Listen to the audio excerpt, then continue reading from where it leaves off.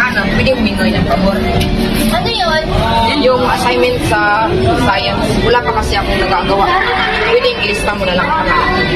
Sige na, Ana. Kawawa naman. Isang beses lang. Ikaw lang gumagawa niyan eh.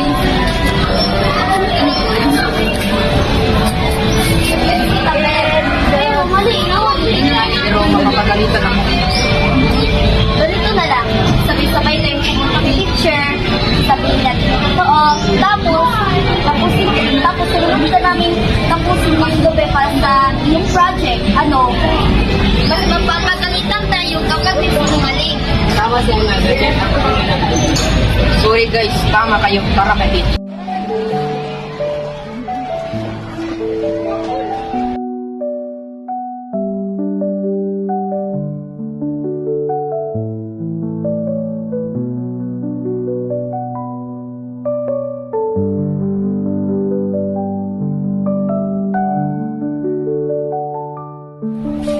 Ano nga ba ang batayan sa pagpili ng action sa kanila? Ang batayan ay pananampalataya, sabi ni Episode 4:25 na itakwil ang kasinungalingan.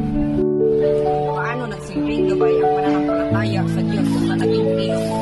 Nagsilbing gabay sa akin na dapat maging responsable ako. Tinuruan akong tanggapin yung mali ko at ayusin imbis na madaya. Naging halaga ang pagdedepensa sa solusyon kaysa sa integridad. Mahalaga siya kasi natunayan namin mas mahalaga ang integridad kaysa sa madaling paraan. Oo, hindi namin siya hinayaan makuhamang sa bandaraya. Mahalaga ang katapatan kaysa sa maling pakikisama. Ang tunay na kaibigan ay tumutulong sa tama, hindi yung tinutulong sa mali. Mas pinilit namin ang katapatan kasi yon ang tama sa mata ng Diyos. Sabi ni Episode 4:25 nang itakwil ang kasinungalingan.